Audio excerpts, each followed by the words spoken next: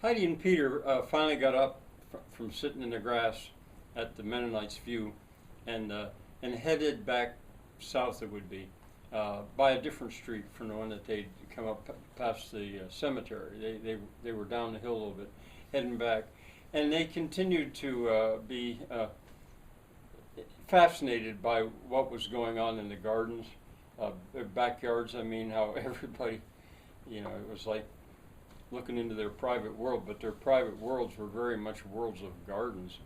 Uh, and something that they had noticed and commented on was in a lot of the backyards, there were little buildings, sort of like tool sheds, almost that small. They were little buildings where they kept garden tools and stuff, they guessed.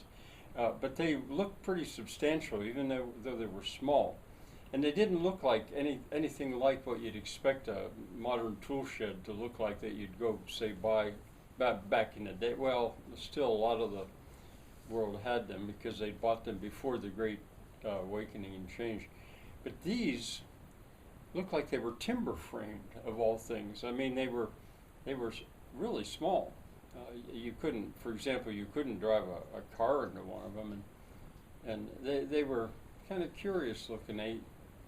They had almost a, what do you call it, a Renaissance look to them, Elizabethan architecture look to them, because they looked like they were timber framed, white with the timber framing, but they saw so many of them. That's what interested them as much as anything else. Not every single backyard had one, but they were all over the place. Well, anyway, they made a note of that and thought they'd ask about it. And they went on, they passed Tolstoy Street, Tolstoy. Well, Heidi said, well, that makes sense that Tolstoy, he would be here, most famous author in the world for a while, and richest possibly for a while, but in his later years, he got to be a real good friend of Gandhi. Remember, we saw Gandhi Street?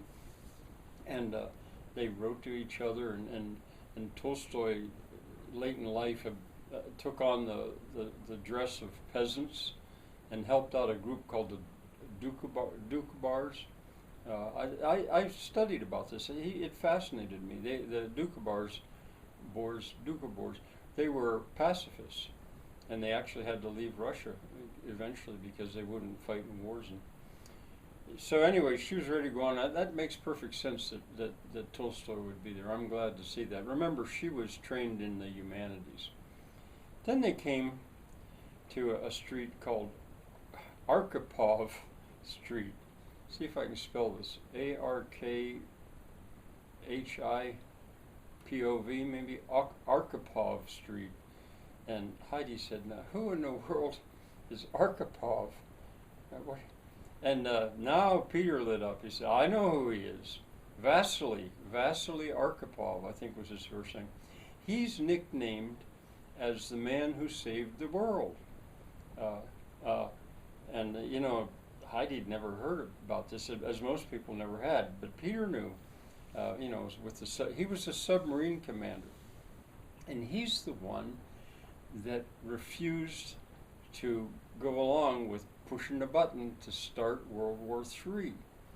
You remember you've studied the Cuban Missile Crisis, right?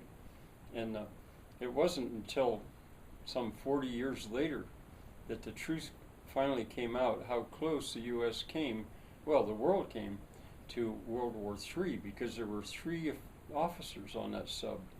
And the captain, a political guy, and I think he was the co-captain or something. And they all 3 had to agree. But if they agreed that they should push the button, they would do that. Well, I could tell you the whole story if you want to know. But in any case, he said no.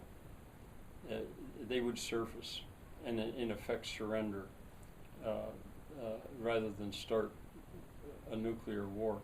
So Arkhipov Street, that's great that they have that there. I like that. Anyway, they walked on.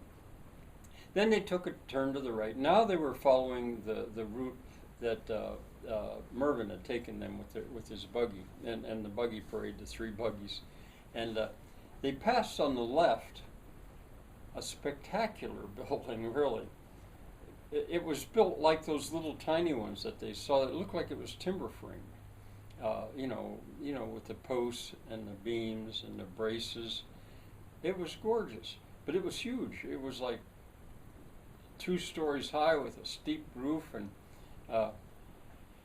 they thought, what in the world is that building? And they would have to ask about it because there weren't any signs out or anything like that. But it seemed to be a busy place in a way, people coming and going. Well, anyway, they turned, and as they were going down now, all of a sudden they heard Pounce shouted, Pounce, and a slap on a table, Pounce. And it sounded like a kid's voice. And they went down and they looked over, and here at the front of the